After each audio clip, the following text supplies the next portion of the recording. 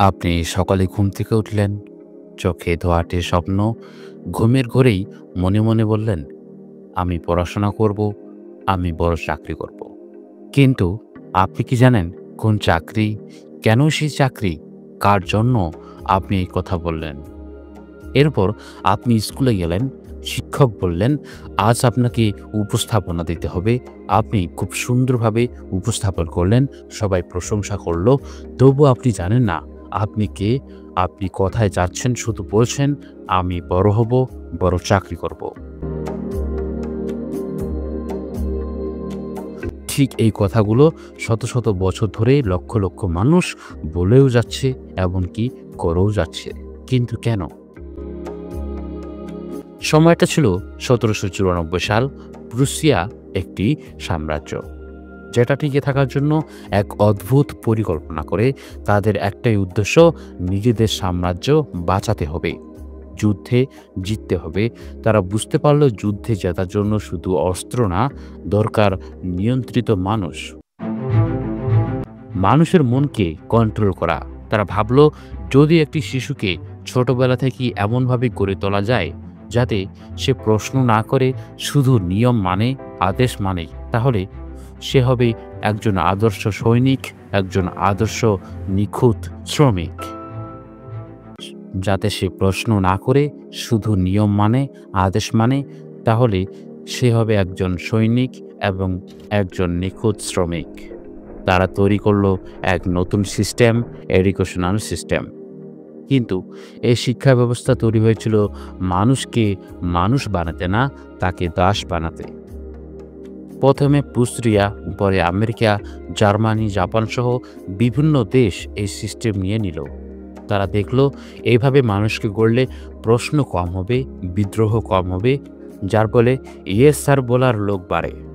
আর আমরা এখনও সেই একই সিস্টেমে আটকে আছি। আজ ২০২৫ সাল, অথচ আমরা এখনও সেই ১৭৯৪ সালের প্রোগ্রাম মেনে চলছি। শুনতে অদ্ভুত লাগছে, তাই না? আপনার ইচ্ছেগুলো ধীরে ধীরে পাল্টে যাচ্ছে। আপনি গান গাইতে চাইতেন, নাচতে চাইতেন, কবিতা লিখতে চাইতেন, জিনিস ভেঙে নতুন করে বানাতে চাইতেন। কিন্তু এখন আপনি কেবল বলছেন, আমি বড় চাকরি করব। কিন্তু কেন? কারণ সবাই বলছে এটাই করতে হবে।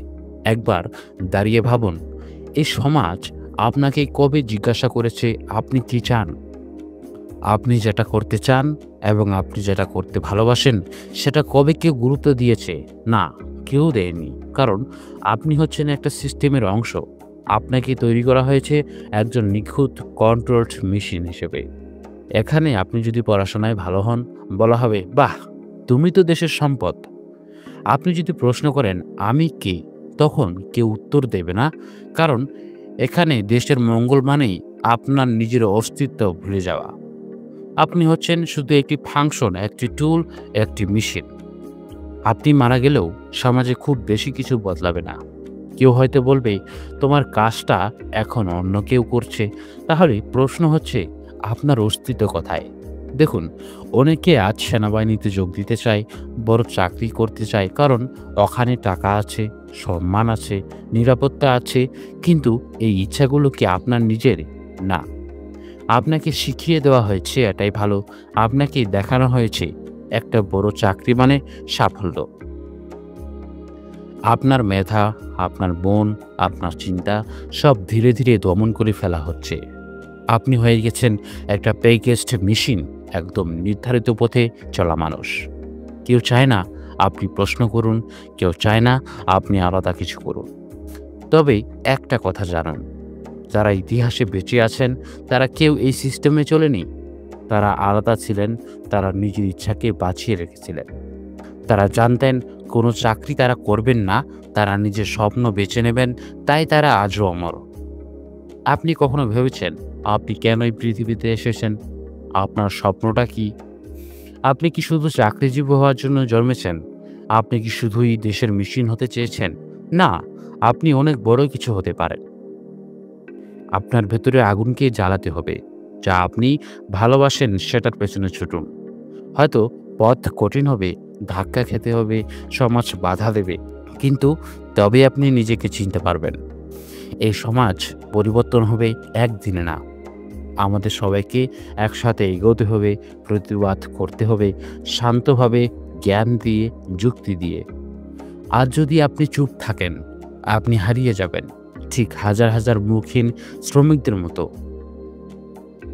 কিন্তু যদি আপনি নিজের ইচ্ছাগুলোকে গুরুত্ব দেন, নিজের সৃষ্টি করার ক্ষমতাকে সম্মান করেন, তাহলে একদিন আপনি নিজে ইতিহাস হবেন। তাই নিজেকে প্রশ্ন করুন, আপনি কে? আপনি কি চান? আপনি কেন বাঁচবেন? এবং কি রেখে যাবেন? এই প্রশ্নগুলোর উত্তর খুঁজুন। এটাই আসল জীবন। যদি মনে করেন এই কথাগুলো সত্যি, তাহলে শুধু লাইক করবেন না, একবার চোখ বন্ধ করে নিজেকে জিজ্ঞাসা করুন, আমি কি এখনো ঘুমিয়ে আছি? নিজেকে জাগান, নিজেকে খুঁজুন, নিজেকে তৈরি করুন। চ্যানেলটিতে নতুন হয়ে থাকলে সাবস্ক্রাইব করুন, কারণ এখানে আমরা প্রশ্ন করি আর প্রশ্নই বদলায় পৃথিবীকে। ধন্যবাদ।